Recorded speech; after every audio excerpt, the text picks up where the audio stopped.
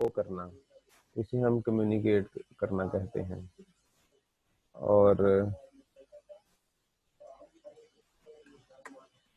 What is communication? Communication is derive from a Latin word کیومینوس. اس کا مطلب ہوتا ہے ٹو شیئر، اپنے انٹرنل ورڈ سے اپنے ایکسٹرنل ورڈ تک کوئی چیز جو ہے وہ پہنچانا. مطلب اپنے خیالات سے، اپنی سوچ سے کوئی چیز جو ہے وہ باہر نکال کے دنیا کو بتانا کسی بھی طریقے سے، اسے کمیونیکیشن کہتے ہیں. اس کے بعد یہ ایک ٹو وے پروسیس ہوتا ہے. اس میں ایک سینڈر ہوتا ہے اور ایک ریسیور ہوتا ہے. سینڈر میسج بھیجتا ہے، ریسیور اس کو ریسیو کرتا ہے اور پھر فیڈ بیک دیتا ہے. ٹھیک ہے جی.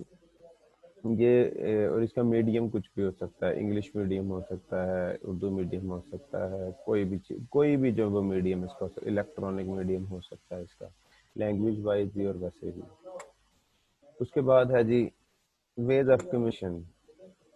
کہتا ہے the words account for only 7% tone, modulation, volume اور ٹوٹل. یہ آپ سے ریلیٹڈ نہیں ہے. وربل کمیونیکیشن کیا ہے؟ کہ through the words we use, یہ وربل ہے. اور نان وربل کیا ہے؟ Body actions and vocal qualities that accompany a verbal message. میں سمجھاتا ہوں آپ کو. وربل کمیونیکیشن کیا ہے جی؟ آپ نے کچھ جو ہے وہ ورڈز کہہ دیے، ٹھیک ہے، یہ verbal communication. Non verbal communication کیا ہے؟ کہ جیسے کسی نے بڑا آوازار سا منہ بنا کے آپ سے سلام لی اس نے سلام ہی ہے وہی ورڈز ہیں، لیکن اس کے ساتھ کیا ہے؟ اس کی وہ نان وربل جو ہے وہ باڈی لینگویج ہے. اس کے علاوہ نان وربل کمیونیکیشن جو ہے آپ یہ دیکھ لیں کہ مور دین 50% جو ہے، 55% نان وربل کمیونیکیشن ہوتی ہے، 7% یوز آف ورڈ ہوتا ہے، 3% جو ہے ووکل ویرائٹی ہوتی ہے. مطلب آپ کس انداز سے کچھ کہتے ہیں یہ زیادہ امپورٹنٹ اور میٹر کرتا ہے. اس کے بعد verbal is the Latin adjective of the word. So verbal communication means communicating with words whether written or spoken. جب آپ نے صرف الفاظ سے جو ہے وہ کمیونیکیٹ کرنا ہے، شیئر کرنا ہے، تو وہ وربل ہے. وربل کمیونیکیشن میں اسپیکنگ، لسننگ، رائٹنگ اور ریڈنگ آ جاتی ہے. سو میں پھر بتا رہا ہوں، وربل کمیونیکیشن میں اسپیکنگ بولنا، لسننگ سننا، رائٹنگ جو ہے وہ لکھنا اینڈ ریڈنگ. اب آپ کہیں گے سر اس میں سننا کیسے آ جاتا ہے؟ تو بیٹا یاد رکھیے گا کہ مطلب جو ہوتے ہیں وہ بعض اوقات سننے والے کے پاس ہوتے ہیں. کئی دفعہ ایسا ہوتا ہے کہ کہنے والا کچھ اور کہتا ہے لیکن ہم جب سنتے ہیں تو ہمیں کچھ اور لگتا ہے. اس وجہ سے لسننگ بھی جو ہے یہ وربل کمیونیکیشن کا حصہ ہے. Merits of verbal communication: more personal and informal, makes immediate impact. جو کہتا ہے کہ جو اس کے فائدے یہ ہیں کہ یہ پرسنل بھی ہے اور انفارمل بھی ہے، مطلب انفارمیشن دیتی ہے، اور اس کا امیڈیٹ اسی وقت اثر ہوتا ہے. مطلب آپ کسی کو کچھ غلط کہہ دو تو وہ آپ نے لطیفہ سنا ہوگا کہ وہ ڈاکٹر جو ہے وہ پھپھو ڈاکٹر کے پاس گئی تو اس نے کہا جی منہ کھولیں، آگے آپ نے سنا ہی ہوگا، تو ڈاکٹر شاک ہو جاتا وہ جو کچھ کہتی ہے. تو immediate impact provides opportunity for interaction and feedback. اور اس سے ہمیں یہ فیڈ بیک کا پتہ چلتا ہے. دیکھیں فیڈ بیک بہت امپورٹنٹ ہے. اس سے آپ کو پتہ چلتا ہے کہ آپ نے جو کچھ کہا ہے وہ صحیح تھا، نہیں صحیح تھا، اس کا کیا اثر ہوا ہے سننے والے پہ یا کمیونٹی پہ. Help us to correct our message according to the feedback and non-verbal cues from the listener. ہم اپنے آپ کو جو ہے درست کر لیتے ہیں اور یہ بہت زیادہ فاسٹ ہوتا ہے اور یہ نان ایکسپینسو ہوتا ہے. ڈی میرٹس یہ ہیں جی: one word once said can't be taken back. کہ جو ایک دفعہ کہہ دیا ہے نا وہ اب دوبارہ منہ میں واپس نہیں جا سکتا. یہ بالکل اسی طرح ہے کہ جیسے ایک کمان سے نکلا ہوا تیر ہے. امپیکٹ میں بھی شارٹ لیوڈ، اور ہو سکتا ہے کہ اس کا اثر تھوڑی دیر تک لیے ہو. مطلب آپ دیکھ لینا کہ جب جمعے کا خطبہ کو سن رہا ہوتا ہے تو اس وقت ہم جناب ایسے پکے سچے مسلمان بن جاتے ہیں، جیسے وہ جمعے کے بعد نکلتے ہیں باہر سارا کچھ ادھر ہی چھوڑ آتے ہیں. اور اٹ کین بی فارگوٹن ایزیلی، اور یہ ایزیلی جو ہے بھول جاتا ہے. جیسے ابھی میں لیکچر پڑھاؤں گا تھوڑی دیر بعد آپ بھول جائیں گے سارا. There is no legal evidence of oral communication. اور اورل کمیونیکیشن میں آپ کو کوئی آ کے کہتا ہے جی یہ کام کر دو، میرے سے 2000 روپیہ لے لینا، آپ کے پاس کوئی پروف نہیں ہے. کہتے جی سال یہاں کام کریں اس کے بعد آپ جا سکتے ہیں. آپ جانے لگے کہیں گے کدھر، آپ تو جا ہی نہیں سکتے. تو کوئی اس کا لیگل ایویڈینس نہیں ہوتا.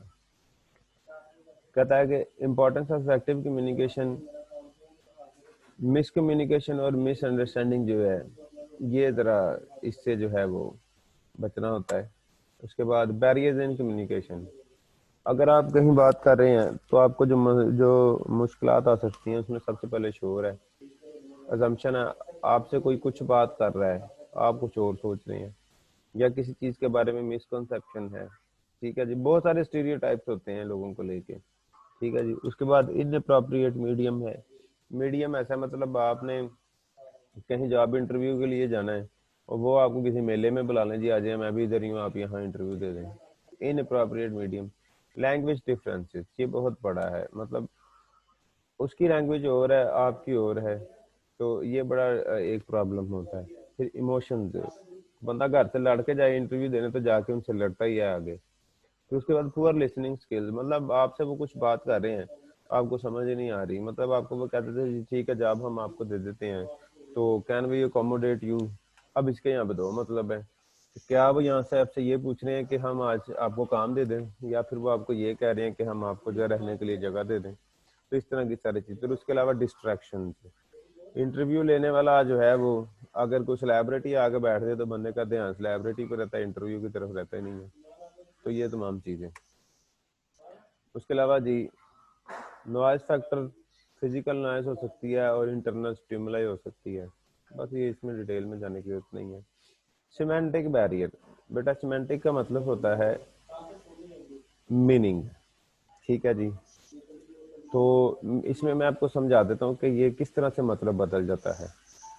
جب لینگویج بدلتی ہے تو مطلب بھی بدل جاتا ہے. فار ایگزامپل اگر میں بھی کہتا ہوں تھنک آف اے چیئر, آپ ایک چیئر کے بارے میں سوچیں. اب آپ میں سے کوئی صوفے کے بارے میں سوچ رہا ہے, کوئی پرنسپل کی چیئر کے بارے میں سوچ رہا ہے, کوئی پرائم منسٹر کی چیئر کے بارے میں سوچ رہا ہے, کوئی کالج کی چیئر کے بارے میں سوچ رہا ہے.